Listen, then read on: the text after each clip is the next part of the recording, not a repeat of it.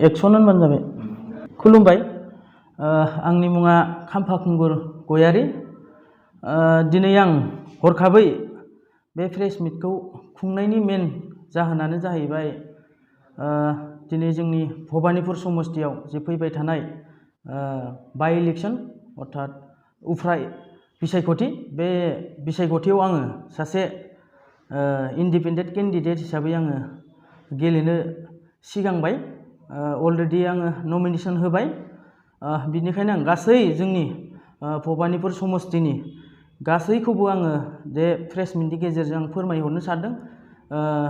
मानो होनब्ला आङो दिनै गेलेनो गोसो गैयाब्लाबो दिनै आंखौ गासै मानसिफोरा आंखौ जोंनि समस्तिनि गासै आंनि सापर्टारफोरा आंखौ फन हरनानै आंखौ बारे बारे बुंनायनि जाहोनाव आं दिनै गेलेनो बाध्य जाबाय। बिनि थाखाय आङो दिनै बे प्रेस मिटनि गेजेरजों गासैखौबो फोरमायहरनो सानबाय। बेखिनियानो। ब्रैसे भबानिपुर समस्तियाव इन्डिपेन्डेन्ट हिसाबै सासे बिजाथि जानो नागिरदों, नाथाय नोंथांनि जुजिनायाव माबे हान्जाया गोहोम खोख्लैगोन होनना फोरमायगोन? आंना मेनलि आङो बिजेपि दं दायो, बिजेपिजों मेनलि जुजिनाय जागोन। बिजेपिनि अनगाथ' दस्रा पार्टिया जेबो आंजों फेक्टर गैया। बेखिनियानो आंनिया।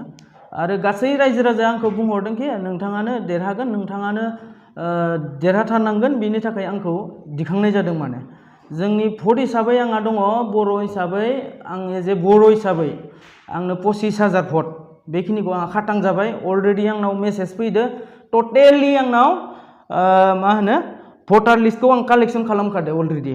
आंनो टटेलि भटार लिस्टआ दा 25,000 फैनानै दं, बर', अनलि बर'। बाखि फैनानै दङ 33,000। बाखि आरो फैगासिनो दं, फन फैगासिनो दं।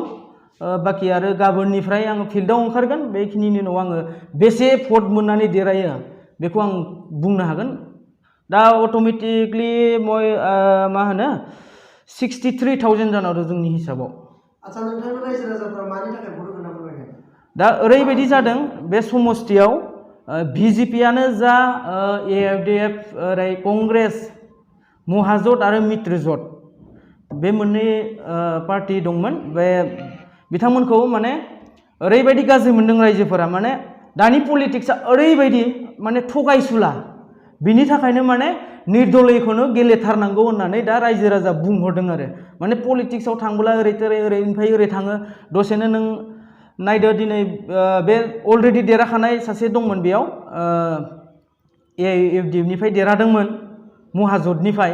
बिनिफ्राय देरहानानै बिथाङा बिजेपियाव थांबाय। दा बिथांनो बिजेपियावसो, बिथांनो दा बिजेपिनियासो भट होगोन। खिन्थु बिथांखौ देरहाहरदोंमोन कंग्रेस, एआइडिएफ, बिपिएफ गासै दलफोरा लोगो नांनानै बिथांखौ देरहादोंमोन। दा बिथांखौ देरहाहोला, बेखौ गाज्रि मोननानै दा आंखौ हरखाबै माने साननै सानथामनि सिगां फन खालामनानै आंखौ बे गेलेहोनायनि थांखिखौ आंनो होदों।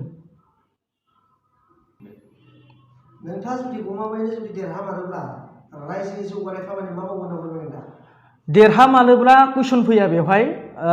देरहानाया खाटां जाखाबाय, 100% सियर जाखाबाय। दा आङो देरहायोब्ला दानि जिथु इयुथ जेनेरेसननि थाखाय आं खामानि मावनो सिगांग्रोदों। मानो होनबा आंखौ फन हरनानै बुंहरनाय जिथु सात्रफोर, जिथु ओरैनो माने खामानि मोनाखै मायाखै बिदि थालाबायनाय जिथु मानसिफोर, सुबुंफोर, बिथांमोनासो आंखौ खावलायदों, आंखौ माने मा होनदों बे गोहोखौ आंखौ होदों। बिनिखायनो आं बिथांमोननि थाखाय आं खामानि मावगोन। दा जोबनायावनो आं गासैखौबो खुलुमनानै खावलायहरगोन। आंनि जिथु सावगारि, बे सावगारिया दाबो थिरांथा जाथ'वाखै, साननैसो उनाव मोनगोन। आंनि मुङा खाम्फाखुंगुर गयारी। नोंथांमोना मोनखागोन अलरेडि। पिकचारा, बे सावगारिया साननैसो उनाव मोनगोन।